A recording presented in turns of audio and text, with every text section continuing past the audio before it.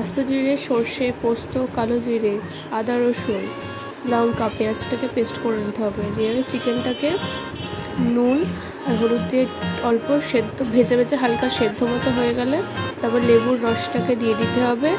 দেওয়া হয়ে গেলে এর মধ্যে যে পেস্টটা করেছিলাম সেটার মিক্সারটা দিয়ে এটাকে ম্যারিনেট করে রেখে দিতে হবে 2 ঘন্টার মতো। তারপরে কড়াইতে 1টা বা 2টো আপনাদের ইচ্ছে অনুযায়ী এলাচ দিয়ে তারপরে ম্যারিনেট করা চিকেনটাকে দিয়ে দিতে হবে। দেওয়া হয়ে গেলে ওটা ভালোভাবে কষিয়ে নিতে হবে। কষানো হয়ে গেলে একে একে সব ভাজা মশলাগুলো দিয়ে দিতে হবে। দেওয়া হয়ে গেলে ওইগুলোকে কষিয়ে নিয়ে সামান্য পরিমাণে জল দিতে হবে। দেওয়া হয়ে গেলে ভালোভাবে কষিয়ে নিতে হবে। তারপর কিছুক্ষণের জন্য ঢাকা দিয়ে রেখে দিতে হবে। তারপরে শুধু পোস্ত বাটা 1 চামচ ফুটে উঠলে তরকারিটা ফুটে উঠলে 1 চামচ শুধু পোস্ত বাটা দিয়ে দিতে হবে। তারপরে দিয়ে দিতে হবে গরম মশলা গুঁড়ো।